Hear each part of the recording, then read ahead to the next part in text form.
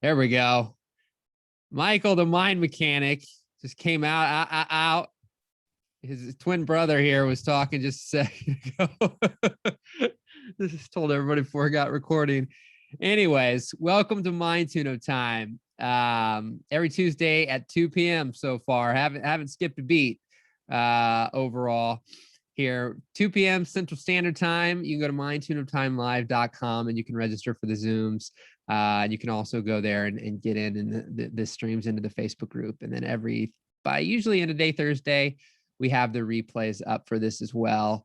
And you can check on the Facebook, you can check on podcasts, you can check on YouTube, and they've got great show notes below as well, so you can see what happened on every session. So today I'm going to talk a little bit about. I've been watching these just different musicians recently, and I was talking about that I recently watched a documentary with the Jonas Brothers, and you know it's really fascinating me. I think whether it's musicians, I've been seeing some things on different entertainers, and there is just an extreme dedication to what it is that they do. I mean, at one point in time with these, and I mean, call it child labor, I don't know, it's all whatever you want, but I think they were, 12 to 16, somewhere in that age. I don't think they were much younger than that. I don't think they were much older than that either. But their parents, dad was a pastor and played the piano and played instruments, and these kids were just playing music and loved playing music from a young age. And I can't remember, a little unclear today, but there was this aspect where they ended up getting picked up by Sony, and they were playing and practicing 12 hours a day, 6 days a week. And I think that this is where we all got to get clear on what do we really want, because I think at times, not that everybody's trying to achieve fame, but I think that the people that we see at the highest level, what's fascinating, I mean, they do work harder than almost anybody. And but the theme I see again and again, I think I wrote it down here in my notes, is that I think that there's a big difference between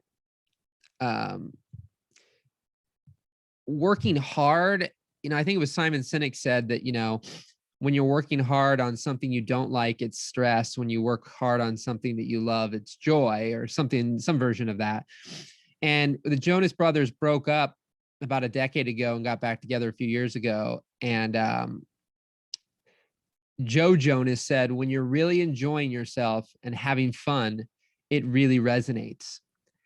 And in the documentary part where they got back together and then they toured again, you could just see the joy and the fun. In the beginning of their career, you could see the joy and the fun. And when they broke up, they recognized they weren't having fun anymore. And it's interesting because, I bring it up all the time. And I think that there is, there's people out there that you're going to hear say,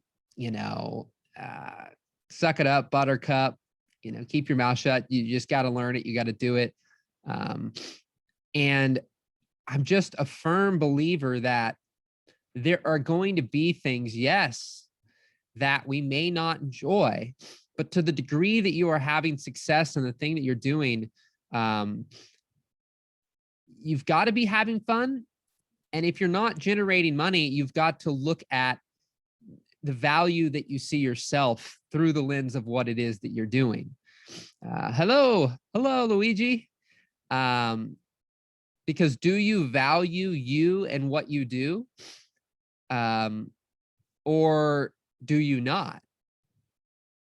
Because I think that at times we can be having fun, but we don't value what we do.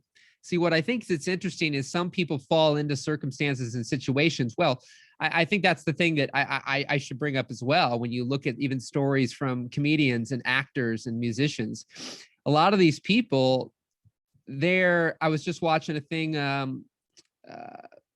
I'm blanking out on his name, but Hawkeye, the actor Hawkeye. And, you know, there's so many of these people.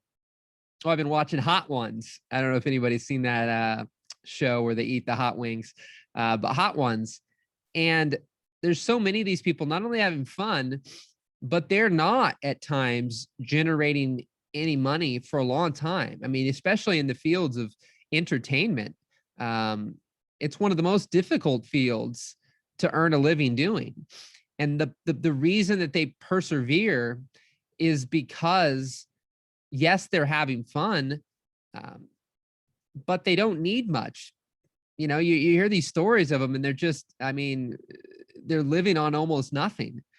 And some people have, I mean, the Jonas Brothers, though, didn't immediately have success. They weren't hardly making, they were actually, when they were bought up, when they were taken over by the Sony, then they were dropped. And then they went on tour and it was all out of their own pocket. And it was, they were, you know, in a little bus, and it wasn't, they weren't making much money. And so, you know, I think that we take for granted that we can see people who have a lot of success at, you know, at a young age, but then there's other people who are still not having a lot of success for a long time. I think I've brought this story up before, but I want to bring it up again. But, you know, the Susie Batiste story of Poopery, you know, and this lady was bankrupt twice by 40, divorced twice by 40, and had given up on business. But she is always talking about how she was pursuing money. And that was it. Everything was chasing the shiny object and chasing the money. And then she just kind of gave up on it. And then her brother, 2-3 years later, said, could we trap poop odor in a toilet? And she just got what she calls chills or goosebumps. And then she spent the next 9 months just experimenting. That was it. It wasn't, this is a business, this is going to be some amazing thing. And then she would ask people, are you going number 1 or number 2? And they thought she was crazy. And then finally somebody said, can we buy this from you? But it's amazing the amount of people that I'm finding, and the stories that I'm finding of the, not that they're not putting in hours and effort. I think that there's kind of, it's something that I've been, I haven't brought this up. This actually be the first time I'm bringing it up. Something that I find to be fascinating is there's kind of a few camps out there. There's the, you know, hustle and grind and sleep when you're dead. It doesn't matter what you're doing, just do it. Then there could be what I'm saying, which is love what you do, and you can still hustle and grind and sleep when you're dead. That's another version. It's like having fun, but you're still going nonstop. And then there's the polar opposite. Now, it kind of comes from two camps of people, which is you don't have to work as hard. And I think it depends on what you're trying to do and the speed at which you're trying to do it. Because I think that what's interesting is the other camp of the like kumbaya in your basement. Now I'm not in that camp, but the aspect of, you know, work way less, you know, all this kind of stuff, because I what I'm finding though is that's coming from the camp of people, you know, they'll say, oh, you don't have to do that to succeed. Well, most of the people that I find who are succeeding and who are saying that have succeeded through bleed your eyes out, sleep when you're dead. It burned a whole bunch of relationships. They're unhappy. They're dissatisfied with that. Then they turn around and say, you don't have to bleed your eyes out and sleep when you're dead. And so I think what's fascinating is for people out there who haven't had a lot of success yet, is for me to, I'm looking for now more of those stories of people who, I believe it just takes longer.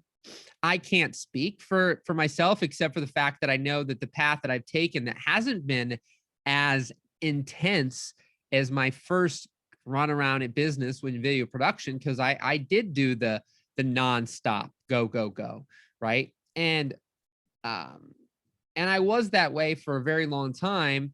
And I'd say my coaching career in the last 3 years, though, hasn't been that way. But I do believe that it can take a little longer. I know there's a lot of talk about attraction marketing and things, but I think that people can misconstrue, effort and hard work, and the fact that there's people out there who are saying, a lot, especially in the law of attraction space. I still believe that there's inspired action. There's action that needs to be taken.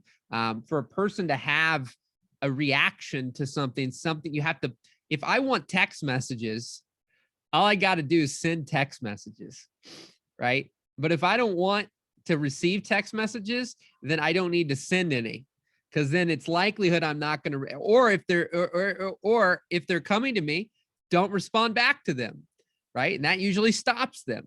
So if you want something, you typically give something, and then you receive something back. So anywho, I want to take some questions from all of you. I know I'm not quite as sharp yet today for any of you coming in here a little later. I've been under the weather for a number of days now, and I really wanted to get on here today. I felt like I could do it and get on here, but definitely not at my A game yet. But I want to see if there's any questions anybody has on here today that I could help out with.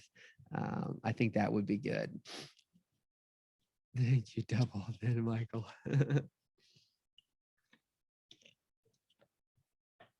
Questions. Who's on here? Who's got a question? I appreciate you all so much. You're freaking awesome, rock stars, for being on here. Who's new? Looks like there's maybe one. Maybe just one. Fernando.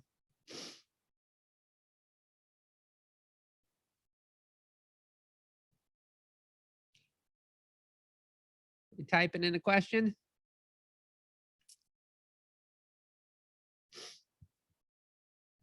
What's on your mind?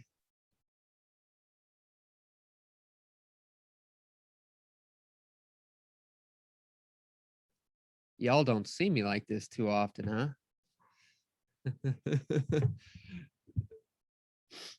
Y'all don't see me like this too often.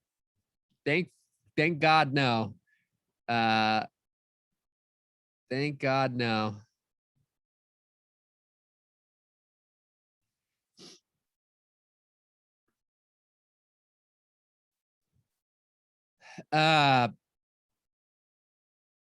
Carolyn, could you elaborate on that a little bit more for me? Get a little bit more specific there. Carolyn's saying, what's the best way to do business next year or avoid? I think it's always specific to what you're doing. Definitely would need a little extra context there.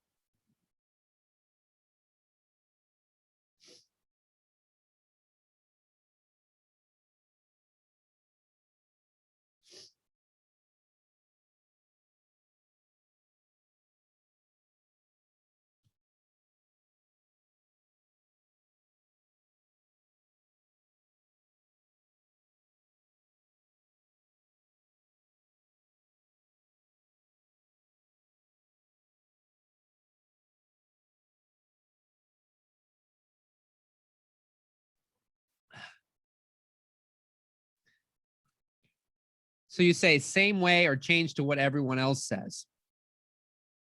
What do you mean by that? What is the same way and what is everyone else saying? Look, there's things that are out there that people say. I don't want to ever come across that people don't give good advice. I know sometimes I say things and depending on what people interpret or how they interpret what I say, it's as if I don't think that you should listen to anyone. And I don't know that you think that you should only listen to me. I'm not saying any of that. All I'm ever saying is have a higher level of discernment for what's right for you versus wrong for you and you alone. That is it. Because I think that there's enormous amounts of phenomenal advice out there But sometimes, you know, we're gaining advice from someone whom, you know, I have a number of people right now that I recognize that I'm learning from them, and I enjoy what they have to say. There's a lot of it that it really resonates and I enjoy. And then there's a whole bunch of it that I know is not for me. But the reason I listen to them is because I coach people like the particular person I'm learning from. And so even though there's a bunch of the stuff I personally won't do anything with, I can use that stuff when I'm coaching certain types of people. So I learn from a variety of people and discern what's right for me. Like this, I'll go, okay, this person is wired nothing like me. So therefore, a lot of the advice that they're giving, it doesn't sit with me in the way I'm going to build things. You know, there's a number of people, which is one thing that comes up: productize your business. And I get 100% where they're coming from when they mean productize your business. And I think that there are businesses and there are people where that is a perfect fit and that is the right thing to do.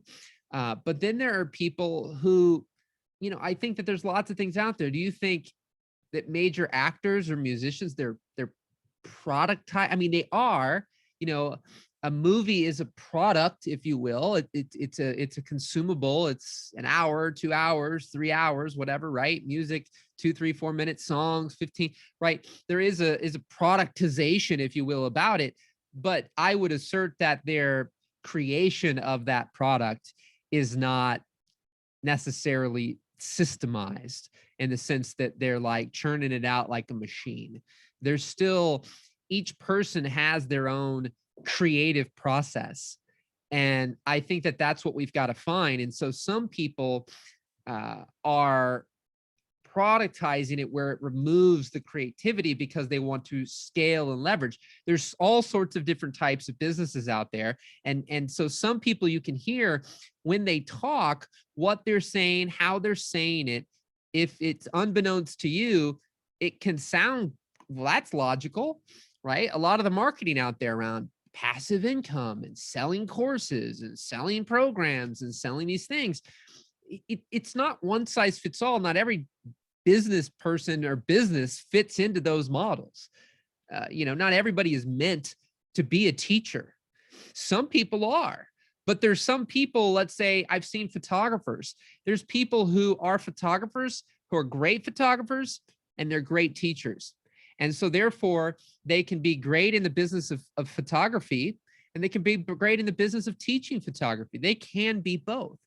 And then there are some people who are actually better at teaching photography than they are in being a photographer.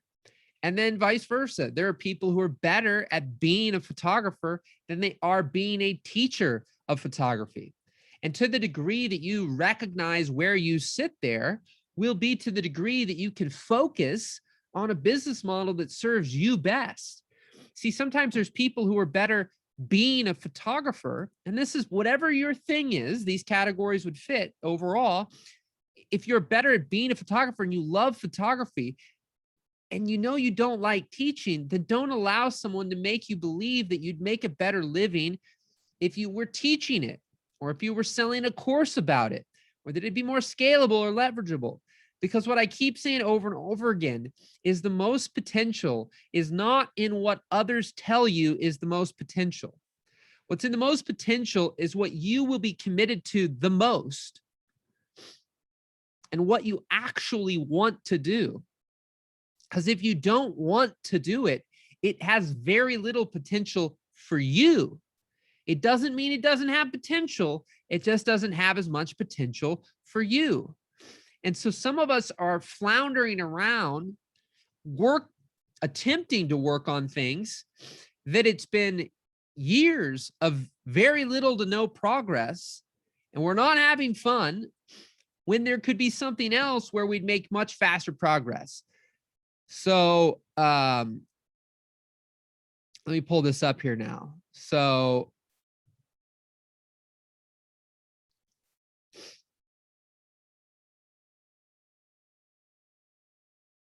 Okay. So Fernando says how to focus your mind into the long game when you have to deal with client problems. So, I think you've got to look at, well, how many client problems are you having? Any of you, if you're in a service-based business and you are having client problems, what are these client problems? To what degree are you having client problems? Are you having client problems on every project? Does it feel that way? Does every single project you seem to be getting involved in having problems? Then there's probably something deeper to look at, because I can genuinely say, let me scroll down here for a second. Yeah, define client problems on a 1 to 10, because man, anybody else on here, when I did get clear on how I shot, what, my way decision. Here's who I am. Here's how I do it. Here's what I do. Here's what I shoot. And I had this clarity. And I love that. All client problems are opportunities for great customer service. I just think that it's like, but to what degree are you having problems? Because when I look at 2006 through 2011, I probably had the majority of my client problems, if our client difficulties, like at higher levels. From 2012 to 2020, it was really very minimal. I think that I got a lot better at setting expectations. I got a lot better at, setting and managing expectations. Then I was very clear on what I was doing. So I didn't have that much. It's like if I did 10 different projects, maybe we'd have 1 or 2 issues out of that. I mean, I got to a point where 70% of the projects I delivered, we'd deliver the first edit. Like we'd submit it and they would use it. The next 20%, so to 90%, maybe we do 2 or 3 updates. And then there was 5 or 10% of people that we add issues with. But those issues weren't, dramatic.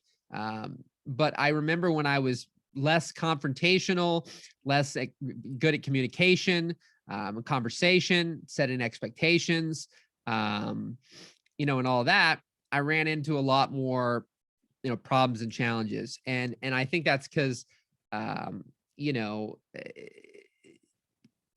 people assume things all the time. So, I've dealt with a lot of creatives where, the reality is, especially, in the realm of video, somebody comes in and is supposed to do X, and client starts having them do Y, Z, A, B, C, E, F, G, and they're all upset about it.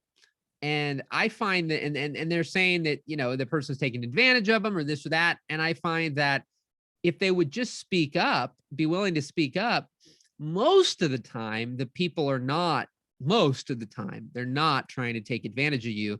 They don't even know what they were supposed to get or not get. And so they're just excited or whatever. And they're trying to, throw things out there. And if you said, hey, and that's why it's important. I'm not necessarily saying you have to have contracts, but having something somewhere that you can point at to go, this is what we agreed upon. These are the deliverables. And when I would shoot, I'd say use and abuse me. I'd shoot whatever while I was on site. But then if I was only supposed to do, shoot for 3 days and they want me there for 4 or 5, well, that'd be extra. But if they want me there for 3 days and I'm making 1 video and they ask me to, shoot enough to make 10 videos, I'll shoot it. But if they want the other 9 edited, it's going to cost extra. But a lot of people will just keep their mouth shut and they'll do it, or they'll complain about it.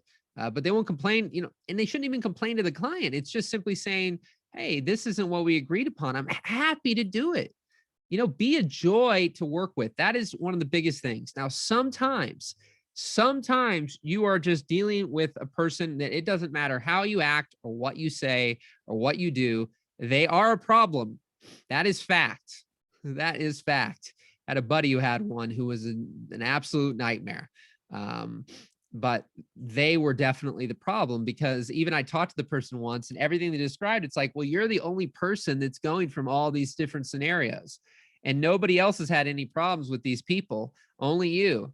And so, I think that people forget, if you're going about your day and you go to the grocery store and you go to the gas station and you go to Target and you go to 4 other places, and everywhere you go, you run into people who drive you crazy, and they're all different people at all different locations. It just might be that you're the one that's having the issues, right? And so, it's just one of those things we got to look at. So, I think that you've just got to look at, to what degree are you having it regularly versus every once in a while, because things are going to pop up and you deal with it. I like to be a joy and easy to deal with. That's always been my mode of operandus. Be a joy and easy to deal with. I think it's why I heard you're a breath of fresh air a lot, because there's a lot of people that what they're doing is they're not taking on projects that they love and they find great joy in. So they're complaining. So when they would work with somebody like me, they would be like, wow, because I loved what I did and I didn't take it on if I didn't love it. So let's see here. Luigi, you still on here, my friend? Okay, great. I've been from FTF and been struggling with being able to start building my video business. I'm grateful for my full-time job, which I don't like, but it keeps the bills paid and allows me to support my family. However, with a 3-year-old, not only money, but time is pretty much non-existent. I've been stuck for a while now, and staying positive and believe that this will change has been harder lately, even for an NFP like me. I appreciate that, man. Thanks for coming on here. Would you, I think I'm up for it. Feeling all right. Luigi, would you like to turn on your camera? Can you do that today? I love a new person. Awesome. Okay, good. Let's do that right now if you're up for it.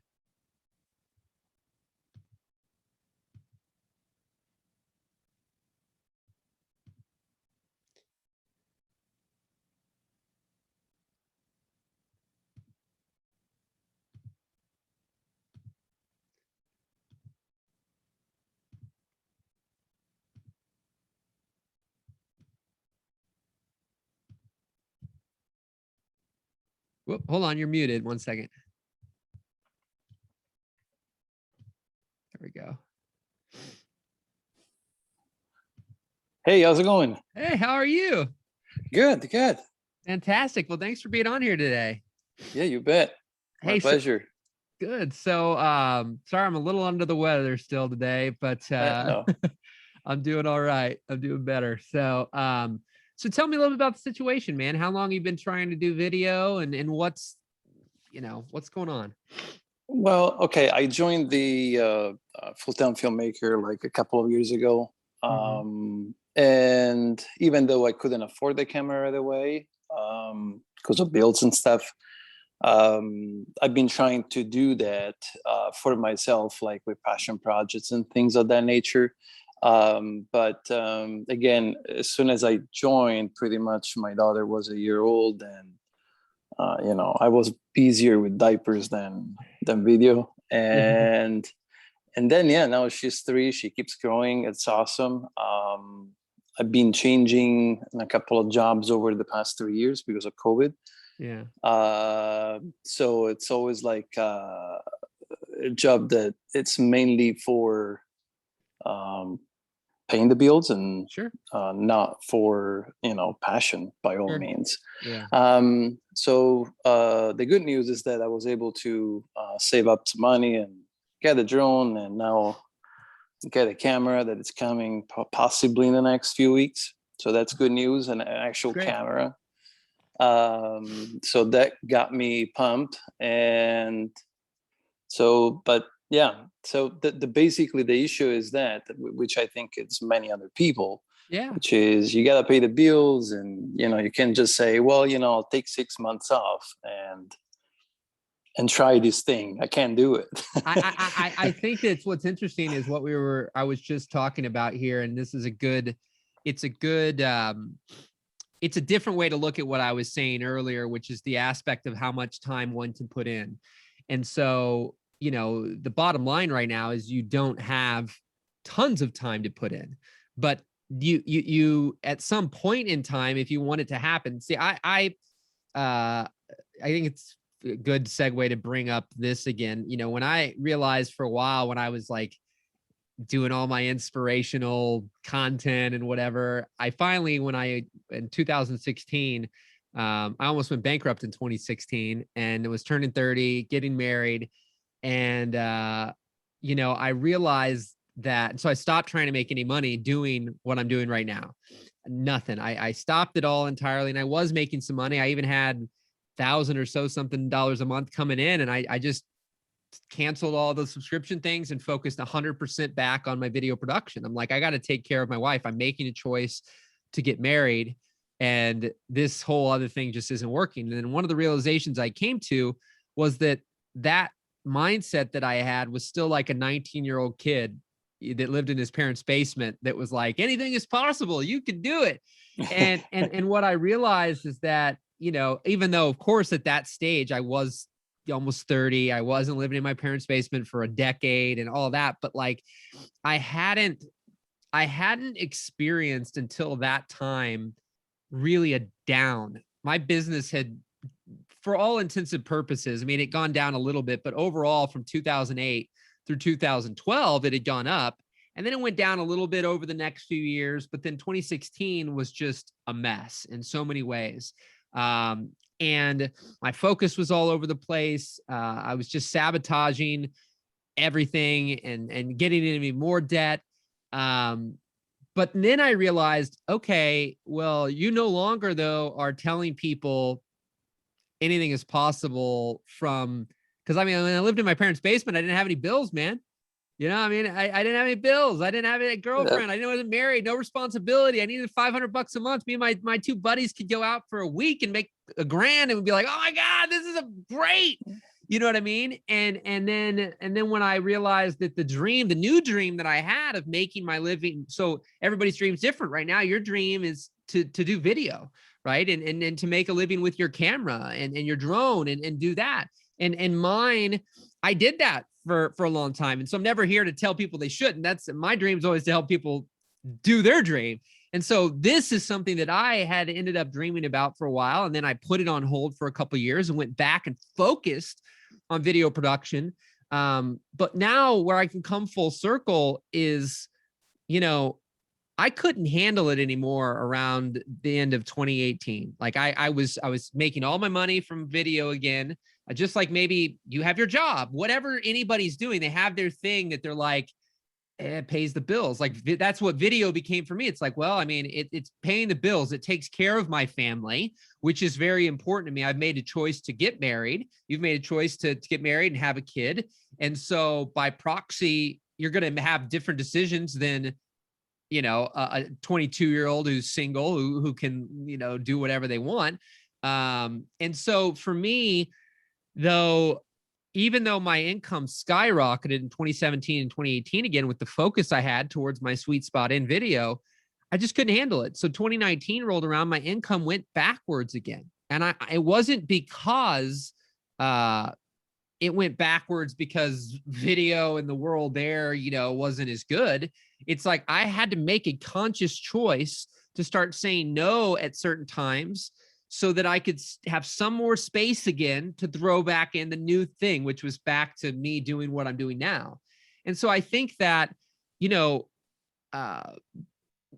there's a question in here about vision for future. And when you're dealing with clients now, or when you're dealing with, I've got a kid, I've got a wife, I've got bills to pay. None of that's going to go away, and the bills won't go away. Like if you don't make a conscious choice, doesn't mean quit your job and just go, I'm going to jump all in and see what happens. But at some point in time, there will have to be, quote unquote, a sacrifice somewhere, somehow, at some point in time, on a weekend, in the evening, one day a week, 5 days a week, whatever it is. And I think there's seasons. I had that season for a couple of years that even though I 100% knew what I wanted to do, and I had made some money doing it. It wasn't that I hadn't made any money doing it. It wasn't that I hadn't done it at all. It's just that it wasn't working yet. And so I had to step away for those couple of years. and kind of reframe and relearn and grow and dig deep. But do you feel that you're ready now? Like your daughter, you said 3 years old. Like, do you feel that you could find some more time in your week? Because it's, how important is it to you? You know? Yeah, I could. It's just not that easy. Like, honestly, like, I try waking up in the morning early, but sometimes there she is. Sometimes there's what? Sometimes, like if I wake up in the morning, maybe I start reading or I start doing some editing. The problem that I'm having the most is actually with the shooting. Okay. Because I mean, really, logistically, the time that I have, unless I just close the computer and go during working hours, which I don't want to do, it's always night. Yeah. So, I mean, what am I going to shoot at night? Yeah. And again, I'm not. So let's really look at this into, for a second. yeah. How much do you like editing? Editing? I don't even know. I don't even know anything about it. You don't know anything I about just editing? started. No, I just started looking at DaVinci and some stuff, which seems much more, much simpler than an Adobe or these type of programs. But ultimately, it's not really my goal. Like, you want to be a shooter. Yeah. I heard some of your podcast, and I'm like, yeah, totally. Like, I'm not that guy. Yeah. Here and there, maybe. Yeah. Well, it's good to know that. So see, that's the thing. Yeah. So what you may have to think about then, I mean, I think that's just like, to me, it's like, I knew I can't not do this. Like, that's the bottom line. And so, I do believe in that kind of cliche. If there's a will, there's a way. Like, if your desire is to shoot, then you need to look for jobs or opportunities in the sense of what can pay your bills, that gives you some free time during the week, or it's evenings. The evenings pay the bills, right? And then that's just that thing. And so it's. I just think that it's how bad do you want it, and then what little shifts or sacrifices. Because here's what I think when I hear these things at times, especially when I went through what I went through and whatnot. Like, we're not the only people, and you said that we're not the only ones. But the thing is, we're not the only ones, and we're not the only ones who have figured that out, who had to go through a period of time that was less than ideal. Like, even still right now, I mean, my income with coaching has continued to rise, but my income with coaching is not where it got to in video. And it's because I just haven't got there yet. And I use that keyword yet, but I was willing to make less to do this, because this is more important to me than continuing to do that. And so I think in the interim, and you've just got to look at where you're at skills wise. I mean, that's always a challenge, I think, in and of itself. Like, right now, you're likely to not be making much money with it because you're not. And what would be a dream scenario right now? Would it be to get hired by another company just to shoot? Not really. I mean, it could be an option. I looked into it actually, in my area, just to get my foot in the door and get some practice on somebody else's what payroll. type of business then do you see yourself having? I would be like, as far as passion for video, I love like the documentary style. Like, I'm not interested in weddings. I'm not interested in this type of real estate. Although, again, if it pays the bills, yes, of course. But again, yeah, but you already got a job you don't like. Right. I don't want to. I don't want to go all in something that I don't like, that it's kind of close to what I can do. Yeah. So I don't know. It just, I think, like, again, it's not really video per se, like real estate, homes, or that type of thing. I'm more interested in like video production, like filmmaking. I call it the real filmmaking, not because the other one is fake, but you know what I mean? Like, it's not commercial job in that sense. So I think what you have to get with me, even on yourself, is clear. Like, you say that, but that's still, when I hear it, it's so broad, so vague. I mean, there's so many options and things that you could do when you just say, filmmaking, you know, or even the documentary, like what type of, because I got to see what's your activity, right? Because there's shooting, but it's like, so if you're going to get something that you're going to shoot, you're going to hire people to edit then? Is that the goal? Eventually, Yeah. eventually, yes. I don't think that at the beginning, just because of the skill level. So I would have to actually learn a little bit myself first in order to be able to judge, I think, if somebody is doing a good job or not. Mm-hmm. I do have all these visions in my head, but you know, Yeah. they don't turn out quite in the editing system. They don't turn out that way. Yeah, so, yeah. but yeah, I in my head, yes, totally. I don't want to do editing at all if I can.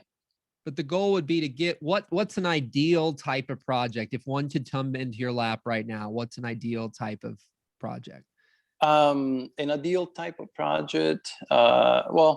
Here's an example.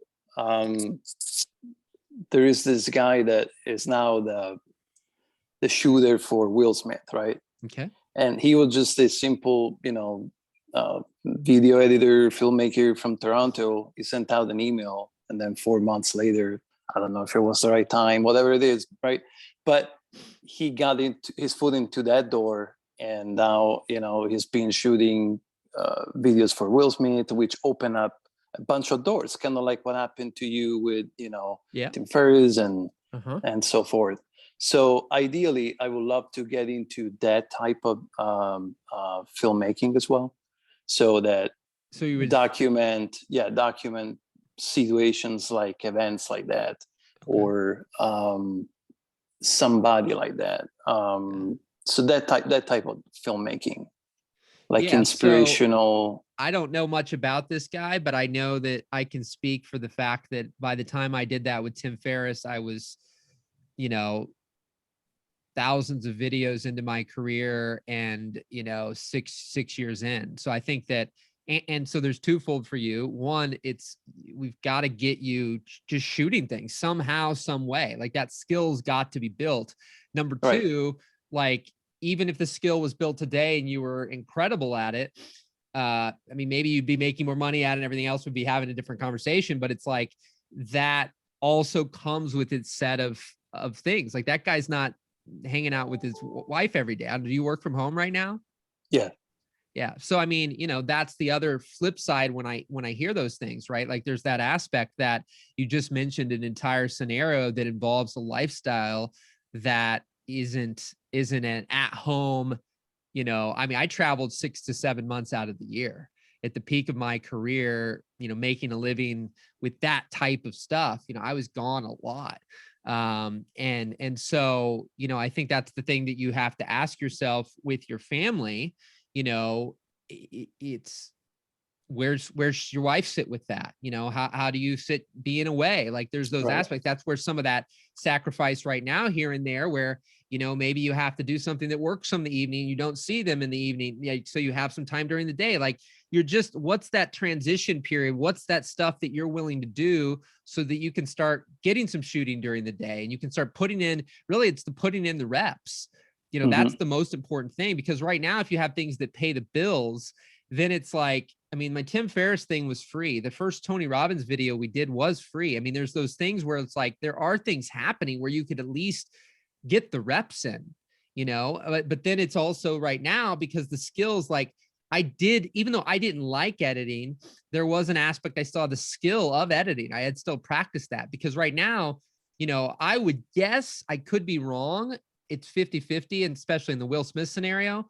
But like, and Fernando is on here may know this answer, because I know he knew, I guess, who the guy was or something. But like, knowing how to edit, or being able to delegate that, because if you go right now and you were to go do a free event and shoot something, so you can get that rep in for that skill, then what happens with it after the fact, right? Then it's a matter of you either be able to delegate that to somebody to put that footage together, or you getting in the reps of learning that. So right now, it seems like more than anything, though, there's a skills problem. Like you've gotten to separate the dream that you've had for a number of years, and then you had the kid and all of that, but you're just now getting the drone and getting the camera, and you're just now looking into the editing software. So I mean, the best thing you can do right now is just get in those reps. There's not a lot of other, I mean, is there a question you would have outside of that for me that you would want to ask?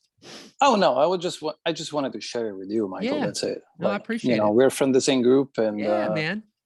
it wasn't really a question. It was more like, openly share, Yeah. with the people on this call and, the listeners, because I know that, it might help somebody. I know, I It appreciate helps it. me when I listen to something else. So Good. I appreciate it, man. No, I think that's really, it's a beautiful place that you're at. But I think if you can set your expectation that that is where you're at.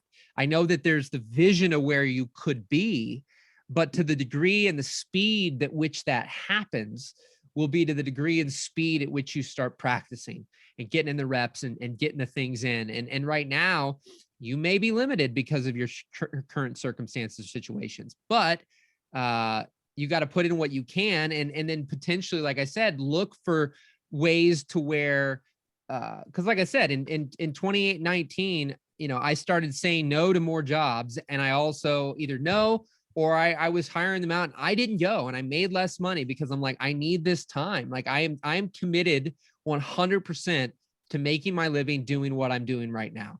Like there is no ands, ifs, buts, or questions about it. And like, I think that to the fact that I have this now is to the level of intensity of commitment to that being a reality and being a fact. And that thing I've brought up before, focusing on what you want versus what you don't want. Because what I focused on for many years was I don't want to travel anymore. I don't want to be in debt. I don't want to do video. And I got more travel, I got more video, and I got more debt. So you don't want to be just constantly focused on that you have a job and you never have time to film, you have no time to edit. Like it's a matter of I'm committed and I'm focused on editing and shooting and getting out there and getting the projects and doing the things to whatever capacity I can find time right now. And I think that, it's just conversations you have to have with your wife, because, you'll have to find that time. It exists, because I find that we make time for what's important. I know I've at times wasted plenty of time where if I don't know what I'm doing, I can kind of flounder around in circles. And then totally. All I got to do is go look at my screen time on my phone, man. That'll tell you where you're wasting your time, because I can tell you, I've had some time where that sucker's gotten up to, 6 hours a day. And, even though it might be in these little weird pockets, 30 seconds at a time all day long, that it adds up, it's still, I almost vomited not too long ago, and I was like, wow, I'm spending like 24 hours a week on Facebook. I had reached a point where I was having some boredom, and I'm looking and I'm scrolling, like, but I would gamble that 20 of those hours are completely unproductive.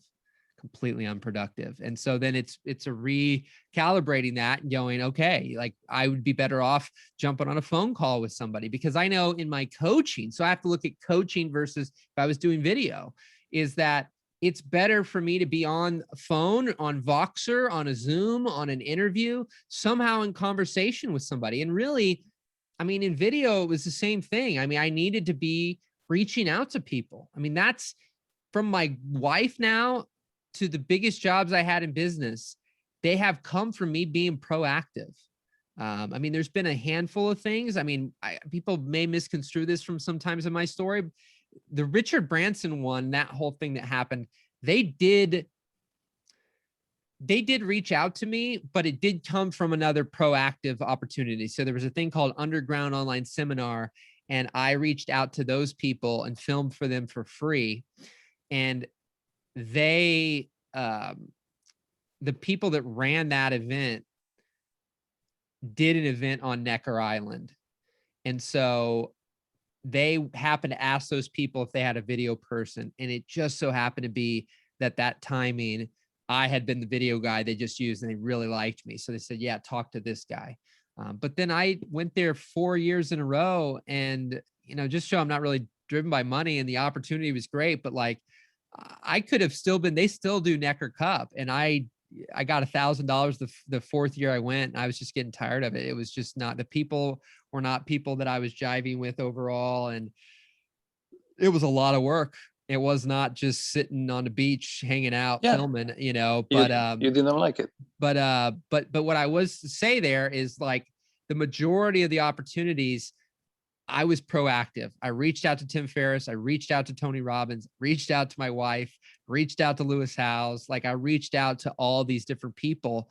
But I reached out when my skills matched. You know, I think a lot of times we won't reach out if you don't believe you have anything to give. You know, if right now your skills aren't at a certain level, you may be more hesitant to make those reach outs because you don't necessarily believe in and what you can provide right now. And so you just got to get those reps in. Yep.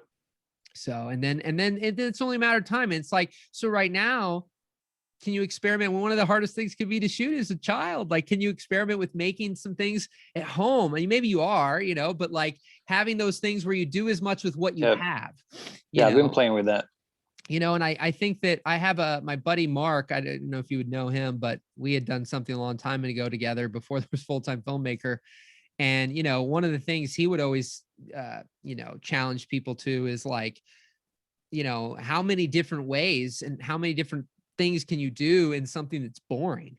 You know, how do you take the boring and make it, you know, how do you take the mundane and make it a miracle? You know, how do you take the boring and do something amazing with it? Because I think that that's where you're confined right now in your own situation.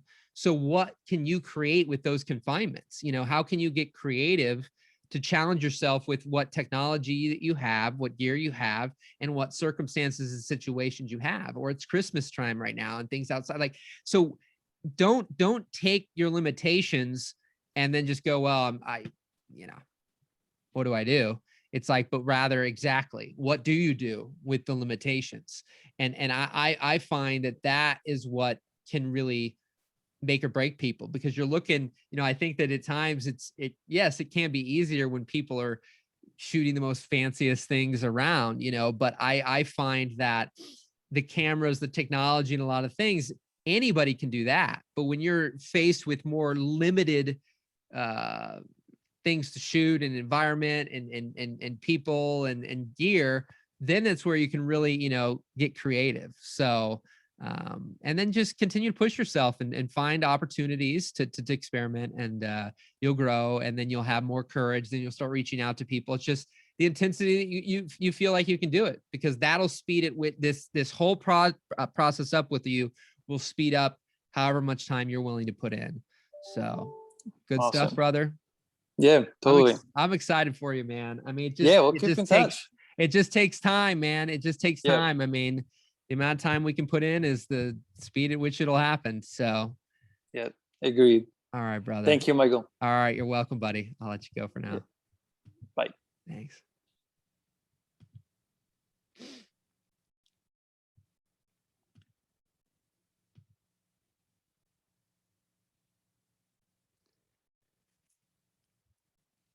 Yeah, Fernando's saying he was actually a crazy creator even before he hit the wall.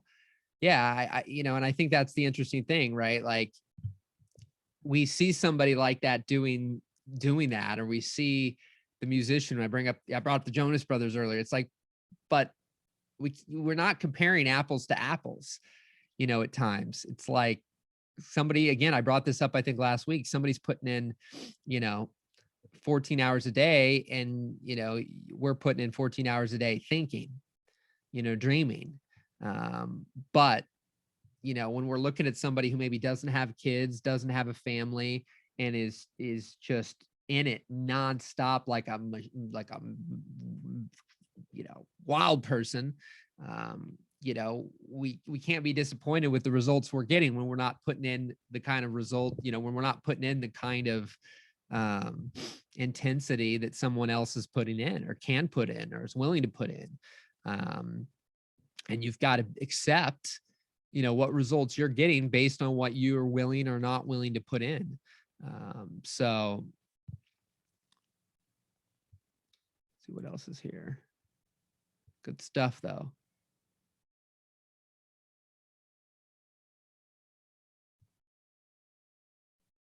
Let's see.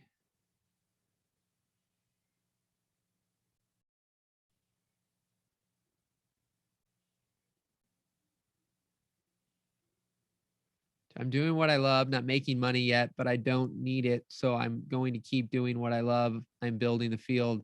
They will come, question mark. Yeah, be careful to what degree, I think a lot of people, when they say they don't need money, they don't really want money, there's a reason why you don't get it either. I think that every once in a while people come along and they're like happy to pay you and they're just here, I got to pay you. I want to pay you for this. But at some point in time, if you're going to get paid for it, you have to have the courage to speak up for the money. And the more you see money through a lens of like, I don't really need it, and stuff, then your actions are very different. I mean, there's a difference between, being needy as well. But simultaneously, like when you truly don't need something, you just show up and you act very differently than when you do. How to deal with clients in a more empathetic way when you want them to do it your way. Yeah, man. I mean, I think that what's interesting, how do you show up in an empathetic way when you want clients? Look, I think that there's, my way decision is not a non-collaborative, it's my way or the highway, keep your mouth, I don't want to, I only do it my way and that's it. It's like, no, I think that, it is all nuanced. I think that there really is a nuance in every industry, every client, every type of project. I don't think everything is an automatic, just one size fits all approach to everything. I think that there's nuances to everything.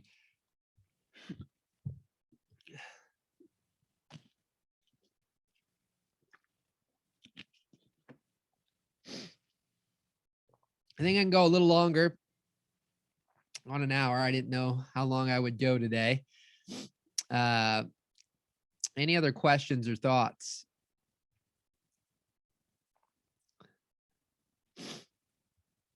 Where's that over here?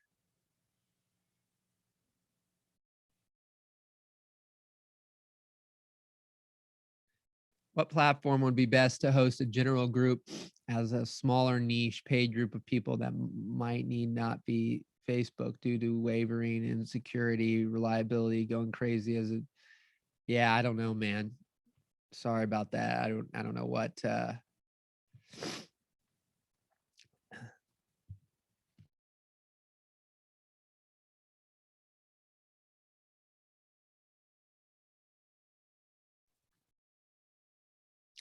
yeah. All right. Let's do it, Fernando.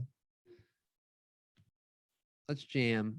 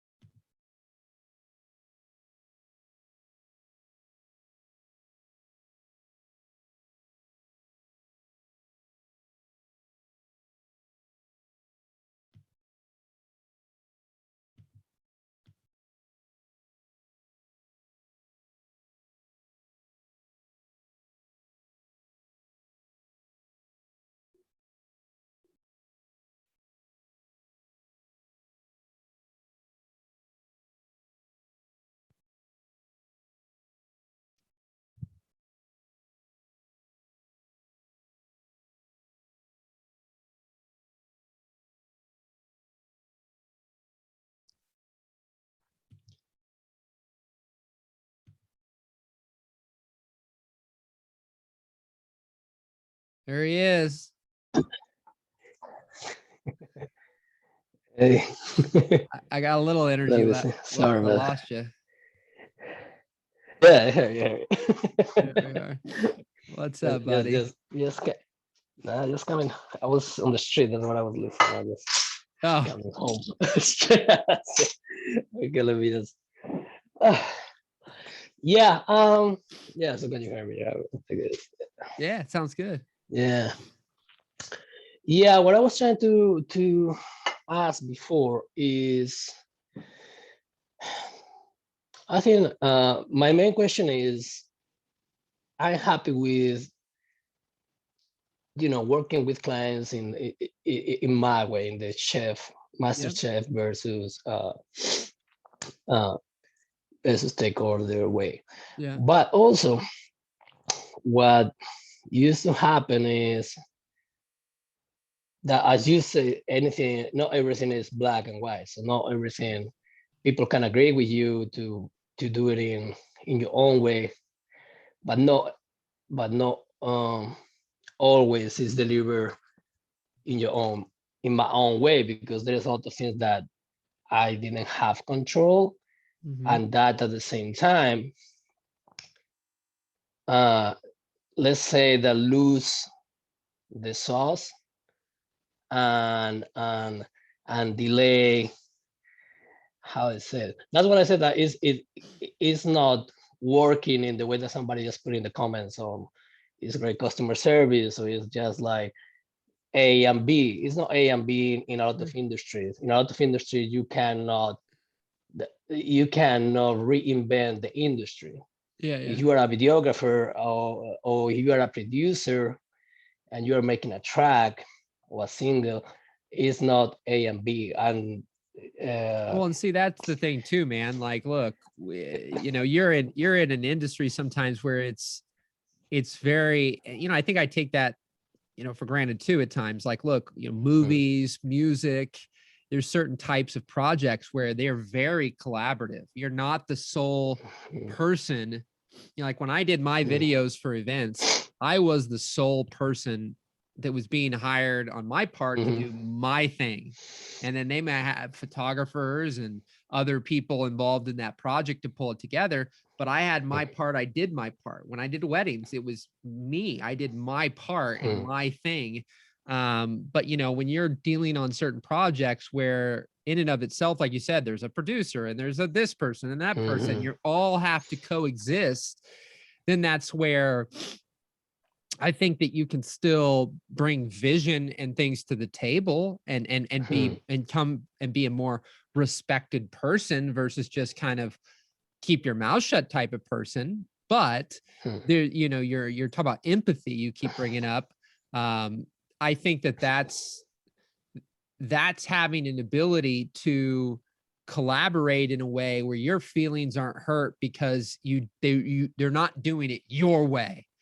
Right? Like that aspect where when you have your opinions and then other people have their opinions and there's conflict between those opinions, then, how do you rectify that so everybody wins versus you just piss people off or you're super upset? Yeah, I think the main thing also is, I was talking with another friend that is also a producer, has with big artists and all this thing, and we also having this conversation on, when you are working with big clients, even if it's not, um even if your payment is not month to month, or maybe you aren't gonna see any money until 6 months, but you need to keep working and keep building that part. um there is a way where you still need to earn your position, and as you are the new guy, is you still need to earn that position, even if they want what you want. But there is still like the old way that is coming So I think into your way. But the point is, you cannot show up exactly like, okay, this is black and this is what you are doing, because you still need them to collaborate, to kind of give your vision. Because my main problem is, if it's something that I can handle it, I don't even wait for their vision, or I don't even wait for them to get back, because I know that this is gonna take another week, 3 4 days, just to say, oh yeah, I like B. So straight, I just say, okay, A, B, C, D, which one you want. So then it's like I can jump from there straight up, because I already, in this time that they are choosing, I can already build A, B, C, and D. Mhm. But my main problem is, and this is only in this case what I was talking, there's only one client. Yeah. So it's that it's only one person. But what happened now is that I have that person hired another two people. So then is when right now it's coming my because they supposed to hire two people to control the chaos that this person is not able to handle. Right. That's why you hire another two people. It's like, okay, hire these people. But right now is you are dealing with three people that you don't know if it's gonna be like the best of the options, because every three people just think into three different ways. So that's my main thing right now, because in a way where speed is important, having more people in the equation is not going to be making the project delivering faster. And second of all, is losing the sauce. Yeah. That, because I work as you used to work on, Yeah. deliver quick turnarounds, getting the stuff, and imagine right now, So could if you not keep every up? time that you need to deliver this thing, you need to wait another 2 weeks Yeah. and another 2 weeks, and now maybe you can put this in another So 2 weeks, something I would ask know? you, I think that's always an interesting thing is like, And I want to learn how to articulate that and respond in a yeah, better but do you way. like that? You know, What is like, your ideal type of thing? Because I think, hold on one second.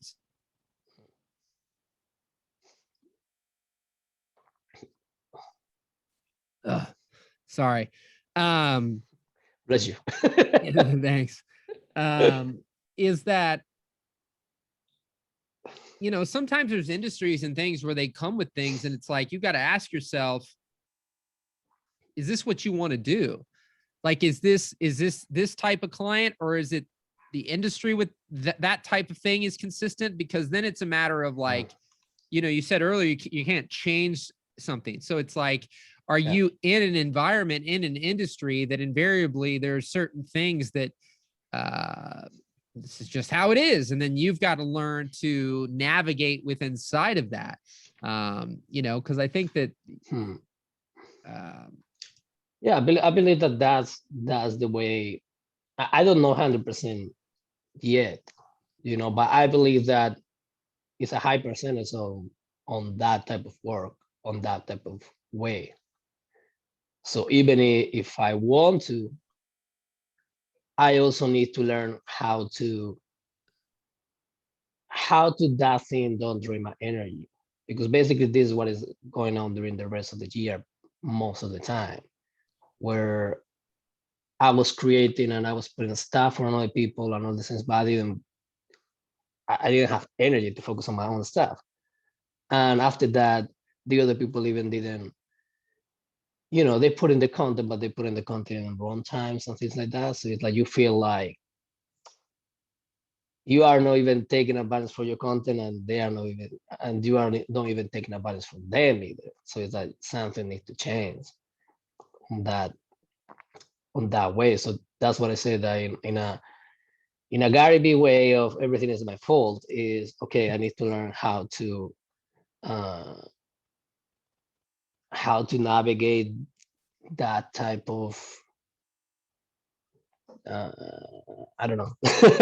You know, patience is not my blessing. yeah, well, I mean, I think that's where, like, I'm saying is just like, Yeah.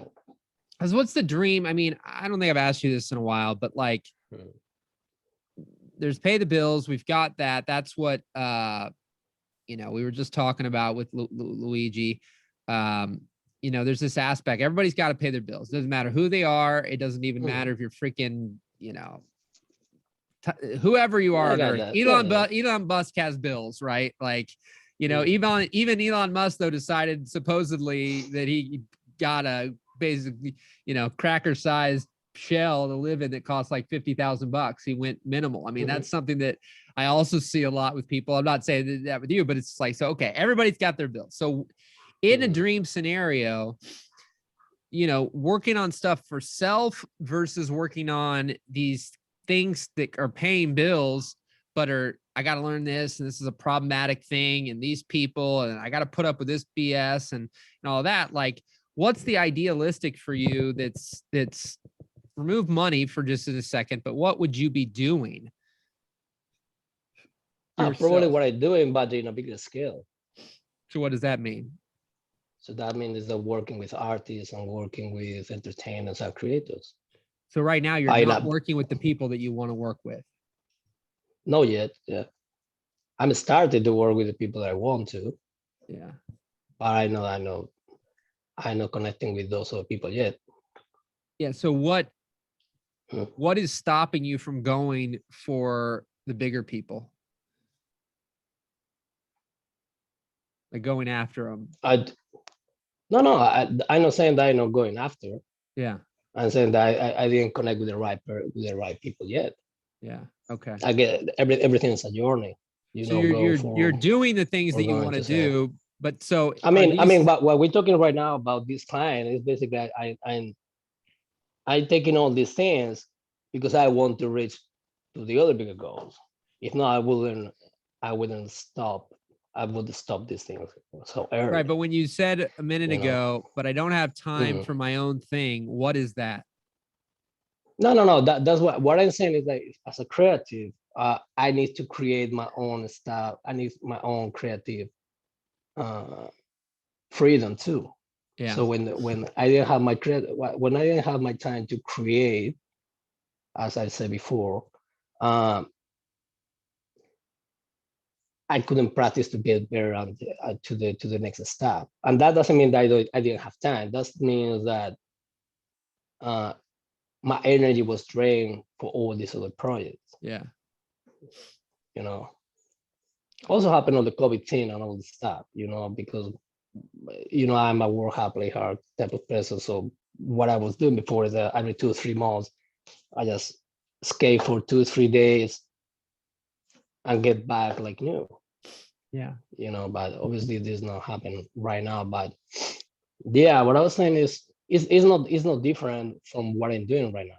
Yeah. The only thing is the resources that, because I know other people that work with those people, so it's a matter of time. Yeah, but when they work with those people, what things do you hear when those people are working with those people? Are those creatives? Like, I think that's the thing that's fascinating sometimes. It's like, do the people, the Will Smith guy, these people, are they like, oh my God, hell yes, this is the greatest thing? Or they're like, God, dude, I want to jump off a cliff. You know what I mean? Are they having a blast? Where are you finding these people sit? Are they complaining? Because I mean, sometimes it's like, I feel like you've told me about some of these other people, but it seems like the stories and the conversations sometimes aren't of like, hell yeah, man, this is the greatest thing on earth. Instead, you're sometimes like, they haven't got paid in 6 months and they haven't gotten this and they haven't gotten that, and it's like, so does it get better? And is it a matter of, learning and adaptation, or is it simply a matter of you're just jumping up a ladder that just is more and more like that the fame and the people and the certain things, there's a notoriety to it that's incredible, but is the... Go ahead. Yeah, I believe the point is the more that you build your name around those people, you create more demand. So then you have more value, and at the same time, more people take you more precious on it. Yeah, but nobody can take. Yeah, but nobody can get you appreciated if nobody knows you. Yeah. So this guy, for example, that worked with Will Smith, before working with Will Smith, people really didn't know so much about them. But after working with Will Smith, is the Will Smith guy. Yeah, but so there's a beautiful point there, right? It's from what you just described, like you said the journey. I had nothing before Tim Ferriss, and then the only thing before Tony Robbins was Tim Ferriss, right? So that's where I'm saying, like, you, through the guy I met 1.5 years, 2 years ago, almost now or whatnot, like before COVID hit, you had this, like, I had this persona of you, and I think you've already achieved it. Like, you're going through a journey, but can you not bypass some of that by simply just going kill shot wise for some bigger names or bigger people. You said the Will Smith, maybe nobody knew he was and he wasn't. Yeah, but then he went to Will Smith. So then what is stopping you from just going for, you have the talent, you have the drive, you have the, I can look you in the eyes and go, I'll work harder than anybody you know to make you like, I will work harder, faster, and more efficient than anybody that you've worked with, right? I've got a vision for what we pull together. You have that attitude, you have that mindset. So what's stopping you from, because at some point in time, I feel like, Fernando, you're just going to make the choice anyways, because the fact of people that are just going to pick you, I think that'll happen. But what I'm just telling that Luigi, I don't think that's any different for you to be proactive, like to really go for, like, jump up a couple notches if you want to, you know what I mean? Like, and have that kind of boldness. There's nothing, unless you still feel like you aren't ready. And you still need to play around on certain things and kind of go through some journey until then you feel like you're at a different stage that now you can reach out to a Will Smith, you know? But I don't think that you. No, I don't believe that right now is at that point. Right now is connecting the right dots, you know, because before is that you can spell, okay, I need that level of experience, so I need that level of this or part. But when you reach to that type of people, is, you know, it's not about the skill, because they understand that you have to have the skill if you are reaching out. Sure. So it's about what exactly is your vision, what is different, right? What is your different and you vision still about feel me like you're or my brand or practicing, that? you're learning that, practicing that right now with the people you're No, currently working with. the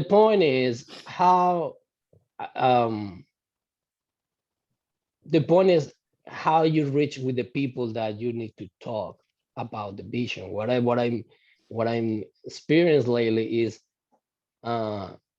reaching out with the wrong people. Not the wrong people in the sense that they are wrong, but in the not right person to talk about the things that you want to talk. Yeah.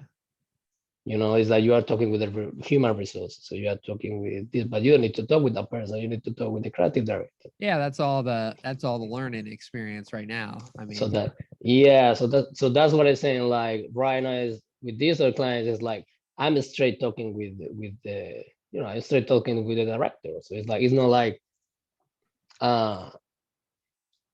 I'm talking with the system or something like that, but still still you need to hack that part to reach to those people. That's the only thing at the moment on that part, because the other thing that you need to have, and I guess at least in the experience that I have for the person that I know, is you bring that thing that at that moment somebody I say click, you know, and it's like, I cool in that moment at that time, and that person that said the right word, you know, and obviously it's cool or all that, but you cannot predict that. The only thing that you can do, the only thing that you can do is learning on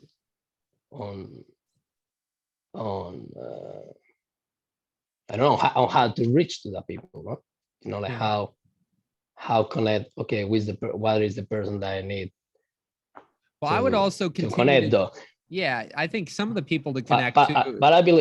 I believe also that is another way that is creating the demand. That's what I said before about, if I don't have time to create, I cannot create my own stuff, because and I cannot create my demand on, okay, this is exactly what I want, right? Or this is exactly what was my idea, and I don't have nobody washing my idea around. That sometimes happen when you are working with all these people between revisions and the whole thing. Yeah, that's why you know, this guy, for example, for Will Smith, this guy creates something for Will Smith in their own YouTube channel, and people start to like that and go kind of wherever, and it's like, okay, I like that. Yeah. But didn't work. It wasn't a client work. You know what I mean? It's just, so that's what I say, that it's kind of balance on that aspect, but also I need to learn how to work with, how to navigate that way to work with people. I believe that's probably the best way to put it on. Yeah, I mean, I'm just not the got, best articulating stuff. yeah, no, I mean, I just you've got some, yeah, I mean, look, you're getting in where you're messing with, there's too many chefs in the kitchen. I mean, basically, and so you're dealing with where you've got all these different people and moving parts, and sometimes, man, there isn't a lot you're going to be able to do there. You're just going to have to you're going to have to sit on your hands, stare at the wall. But that's not what I would do. I would keep moving. I mean, you just, and then, it's one of those things though, like those types of projects, if you keep doing those kinds of things, lead to those types of things, like that stuff drives you crazy. This isn't the first time this has happened in a series of months that we've been talking. And so it's like, you just got to ask yourself, is there an out of this, or is this all that keeps happening regardless of who you work with? Right. And so is it worth it? You know what I mean? Because sometimes it's like, you got to find, obviously, not everything, but like, it's not the first. That's why I was asking you earlier with the problem thing. It's like, there's a trend. If you're having too much, something's going on. You have to break that habit, because you're ending up in scenarios with the same challenge over and over again. That's not enjoyable. Like, it's not fun. It's like, hey, I got to wait 2 weeks for revision. Like, the types of clients, the types of people that you're working with are people that are slow moving. They're not. Yeah, I think that you said before, like aligned. They are not aligned. Yeah, they're not. I mean, that's the thing. And then that's just that. Even if you're doing nothing at times, the sheer act of your intensity having to be stifled is what's draining your energy, because you're fired up and excited about it. And then they just put a big halt on it. And then you got to sit around in this like weird limbo phase of like, what do I do here now? I got to wait. I don't know, when am I going to get this done? Like, I'm ready to move on. And then you're afraid probably to move on, because if you move on, then all of a sudden, then they're ready for you. And now you're like, well, I'm doing something else now. And like, so you're just in this weird loop, and it's slowing you down, man. I mean, that's where it's like, you got to be able to get the I hate, not in this full easy way, but like path of least resistance clients. Like, it'd be easier. I don't know. Like, there's something there. I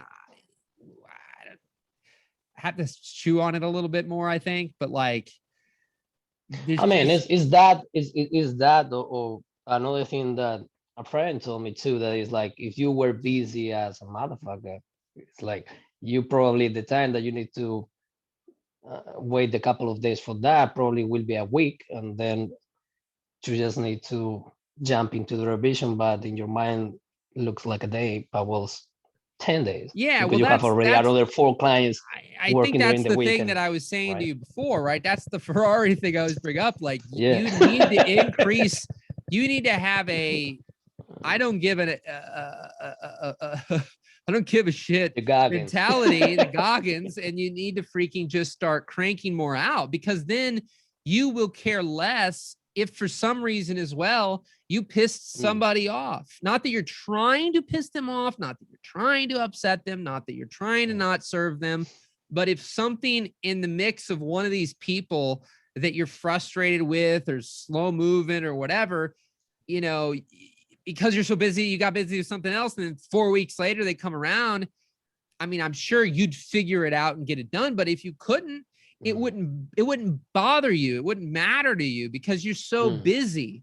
But because you're kind of playing in a lack mentality a little bit. Lack mentality is, I've got one person, I got to hold on to him with everything I got, because I don't know where the next person's coming from. But if you got abundance mentality, then you're just continuing to reach out and do things and keep moving, and knowing that there are an endless amount of people that Fernando could work with, endless. And that never is one person. The probability that you are going to ruin your career on one like, there's no ruining there. That's not going to happen. I mean, I've even had things I remember where Tony Robbins, and people were saying that, like, people hate Tony Robbins, people hate Richard Branson, people hate Mother Teresa. Like, there's people who hate everybody. Like, somebody hates somebody. There's nobody that likes everybody, but that doesn't hurt them from them succeeding on big levels. I mean, since I've been doing stuff, since we did stuff with Tony back in the day, he's had multiple allegations and different things made at him and news, and people just trying to take him down. They just don't like him. And yet he's persevered. It in the big picture hasn't hurt his business. You know what I mean? And so I think that you have an ability to increase the volume of the reach out and the frequency. I think you have the capacity is inside of you. I mean, I think you're ready to take 2022 by storm. And I think that, yeah, man, go look up some stuff on YouTube. You'll see devil horns of Mother Teresa. Like, it's sad, but the bottom line is what I'm just trying to say is like, go with that abundance mindset, increase the frequency of your reach outs right now. And because at times, I mean, that's the thing anyways. I mean, you got to realize, like, for every Tim Ferriss email I sent out, I can't even tell you how many other emails and people I sent things to that, either I've never gotten responses or it took me 2 years to get through to. So it's just I would just increase that frequency, man. I think I wouldn't be putting as much eggs in, one basket and sitting around waiting for them to, because that's just, you've brought it up a few times. I mean, it's draining you. These people that you're doing stuff for, and then you're sitting around waiting for them to get revisions. And in the meantime, it seems like you're not doing a lot. It just seems like it's a weird limbo, and you just need to increase the work. And so what your buddy's saying, I don't disagree. I think it's an abundance versus lack mentality. Lack mentality is there's not a lot. It's scarce, even though you know that to be untrue. I know that, but you still, the approach is of that energy. That energy is more of a lack when you have just the one and let me only take care of them. I mean, I've done that, right? Like, I think that there's a guy named Rich Litvin, and he talks about blue and red on his calendar. And my buddy does this really well. I think it's more intentional now than it used to be. And he didn't do it as much in the very beginning, but what it is simply, he doesn't do the blue and red thing, but this is what he is doing. And it's simply, red is booked clients and blue is not booked clients. And this guy is in the coaching world doing this, but he goes, as a coach, he wants to have blue and red every week on the calendar. And red is booked clients and blue is non-booked clients, because what too many people do is it's all blue, meaning no booked clients. Then once they get really busy, it becomes all booked clients. And then what happens is all you're doing is busy with paid people. And then it's all good until it's not. And then all of a sudden you're scrambling to get paid work. But people who do this consciously or unconsciously, but do it in general, tend to always have clients, because like my buddy Ryan, he's always got paid clients, but typically while he's working on paid clients, he's always working on some kind of free project or pro bono project or something that's planting seeds. And what seems to happen is because not all those seeds that are planted are always popping instantaneously. They might pop 6 months, a year, 2 years later. So it's like, you're an intense guy that is different than a lot of people I deal with at times. And I think that that's something that you have the ability to do is really, increase that frequency at which you're doing stuff for some paid people, but where you're just doing the stuff and finding that ability. I know you don't need a lot. And so it's just being able to increase that frequency of the stuff that you do, because you need to be more in flow. And I think you're getting too many projects that are out of flow. Like you're doing stuff and they're throwing you out of the loop. And every time that's happening, it's not helpful for you, because you're a guy who wants to have vision, shoot, edit, show, shoot, edit, show, shoot, edit, show, but you're having shoot, edit, show, sit in limbo, and yeah, man, I would really increase that frequency and worry less about any one person. Because even when I did, like, you heard me talk about the Sam card thing, every time I get in those kind of scenarios, I'm bad about that though sometimes. And that's the last time this happened. I'm like, I can't do that anymore. I can't do any more like get complacent, because that's what that is. There's a difference between content. I'm content, yes, but I'm also being complacent. I'm just kind of like, oh, this is good. And then I rest on my laurels and don't do anything else. That's what a lot of people, right? The Luigi, there's that aspect that's like, I got the job, I got the kid, I got the family, I'm paying the bills. But then there's this, complacency. I'm not quite sure if it's possible. I don't know what I get to do. And, do I do this? And like, you got to get outside that comfort zone and be able to, and you have that, man, inside you. I just think that's that next stage. Oh yeah. I'm on every time that I get comfortable, is just bad. Yeah. Because myself is just like sabotage myself on. No, you're getting too comfortable. You need to. Yeah. So, I mean, I just think that these scenarios, they've popped up a few times, and I just think that you really, you don't let them sit in limbo while you're doing that. Do other things. And if they come, it is what it is. I know it's frustrating, but like you said, if your buddy is like, if you had a ton of projects, you wouldn't be sitting here worried for a week waiting for these people to get you the thing. Like, you just be working on the other thing. And then when it comes along, you do it. But I think that's the big thing. My brain power on this one, I'm losing some steam today. Oh, I'm losing some steam. That's right. Yeah, man. I mean, I think Appreciate that you've got the talent, you've got the drive, and I think that right now it sounds like just increase that connections with other people. Keep planting those seeds, and don't let these people who are moving slower slow you down. I think that's the biggest point on. I think on some of this right now, man, there's nothing that you can change really. Some of these people just aren't. They're not going to operate any different. And just because you want to master chef it and all those other kind of things, they're not going to do anything different. You're just going to waste your breath. Some clients can, and you can manipulate it, not manipulate it, but work on it differently. But like some of these people, it's just better you do your thing, and and then just let it. I think the main thing is you feel like you are downgrading your standards, right? Because you cannot operate and deliver at the same speed and standards that you have.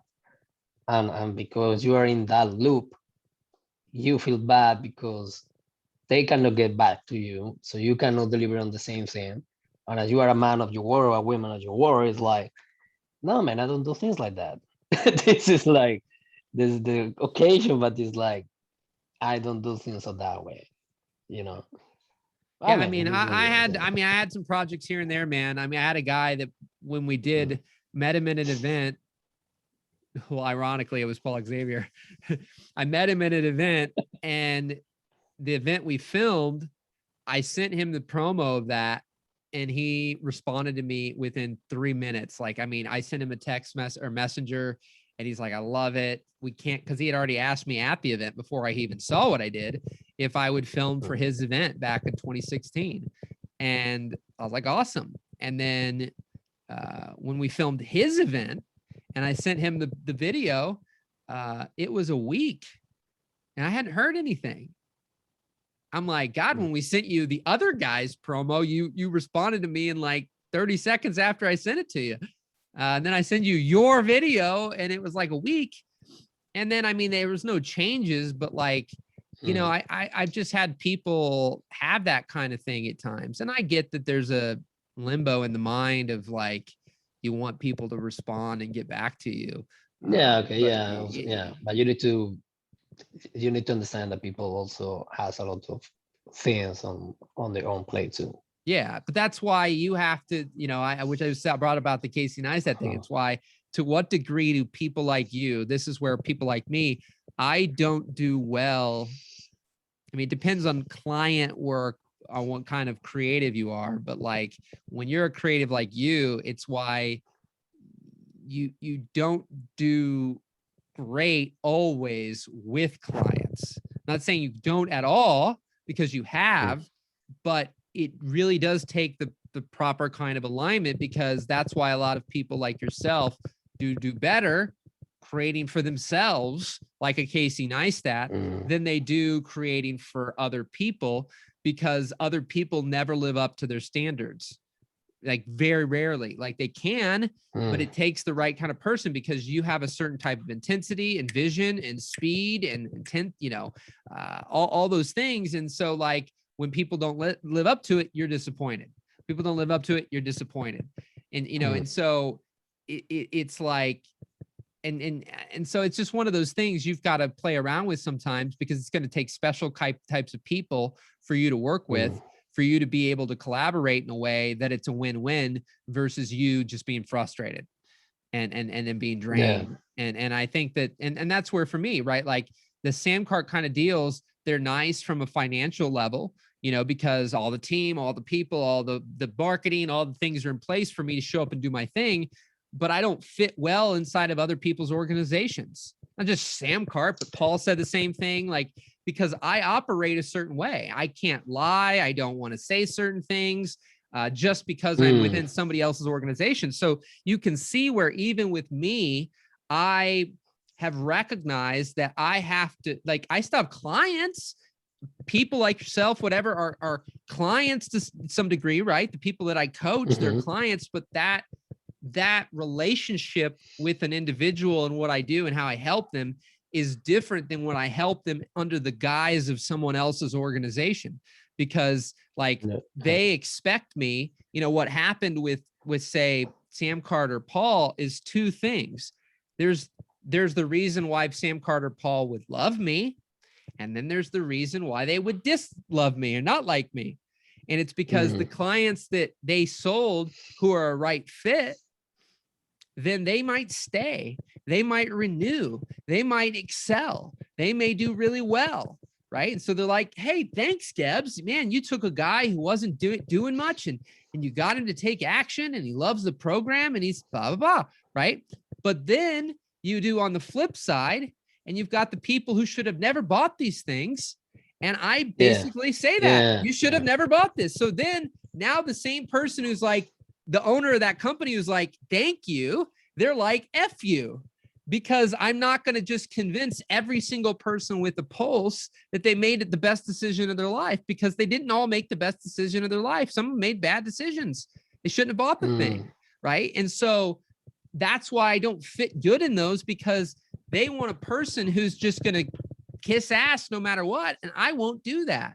Right. So when you're got all these visions of how a thing could be shot, and you are just describing myself, man. Like, what's that? Like I said that you are just describing myself, because that's what I feel that I didn't fit or work well with most of people, at least that ironically they work in the same way.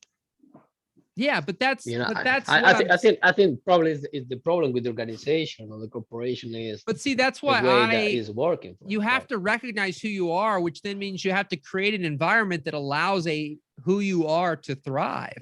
That's why.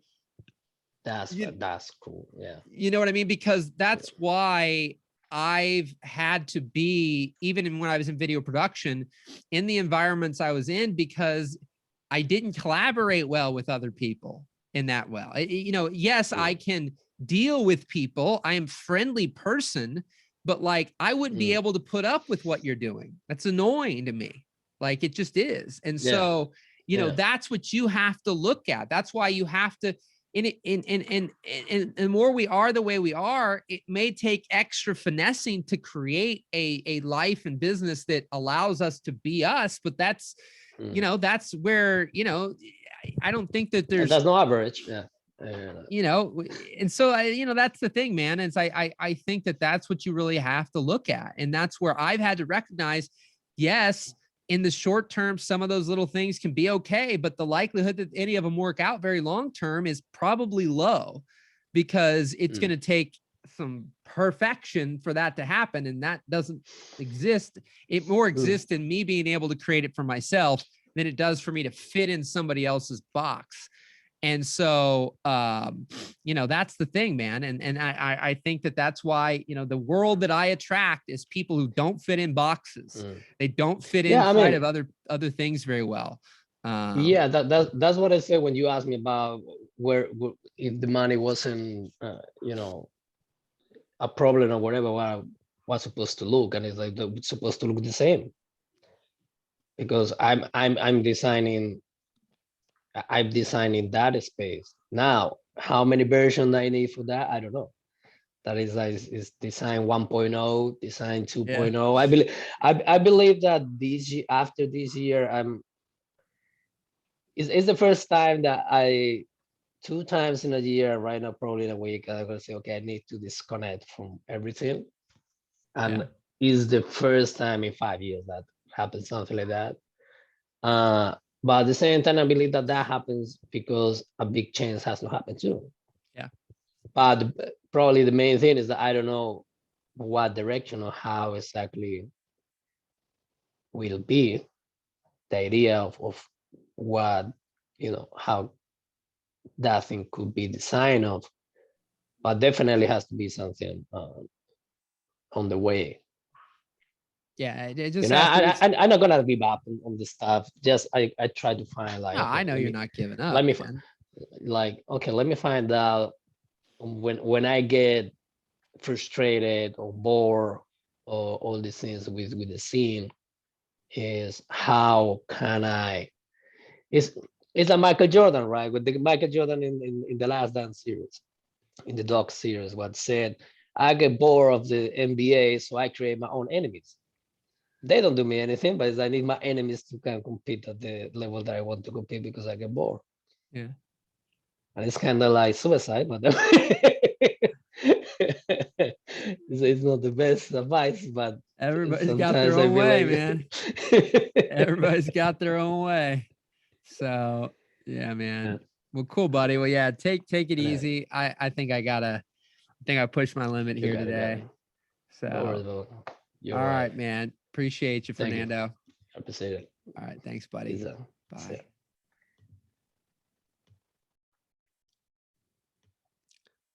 All right, everybody. The out of the boxers, absolutely. You know, I think that's the biggest thing. You know, but that when you're, as Tashina love, back to creating your own path, hacking a new path in the forest can take time. Absolutely. And so, you know, but you got to recognize when you're getting something you don't like, what is it about it that you don't like? And how do you make sure you don't get it again? And then again, and then again, and then again, right? If you're getting it again and again and again, you got to look at something because you're doing something wrong, especially if you don't like something. What's going on there? What can you learn from it?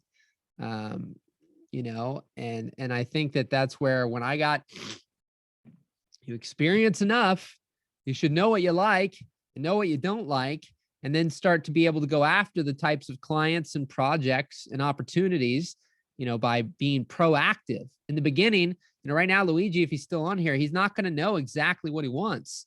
He knows he wants something. There's something clear there a little bit. So you try to get that and you do something like that. And then I like that a little bit, but I don't like this, right? And then you start molding and you start finessing. And oh, cool, buddy. And it is taking time off. He said that at the very end, right? Sometimes you need that space to be able to sit back and actually see what's going on and to really be able to observe. But, you know, all about experimentation, recognizing what you like, recognizing what you don't like, doing your best to eliminate that which you don't like and do more of what you do like until you can create something where the majority of what you get to do is something that you enjoy. And that may last for a month. It may last for a decade. So anyways, all right. Awesome, everybody. Appreciate you all today. Somehow I still made it 2 hours. Yeah, it felt good. I love doing what I get to do, and I haven't done almost any of it for a week outside of this call. So wanted to get on here today, pulled it off somehow.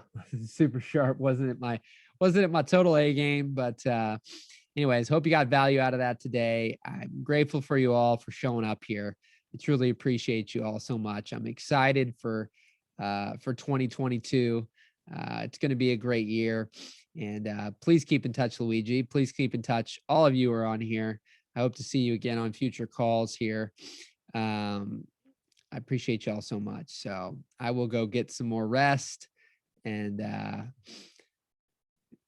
get ready for just get ready. So thank you all. Keep rocking, keep rolling. We'll talk soon. Take care.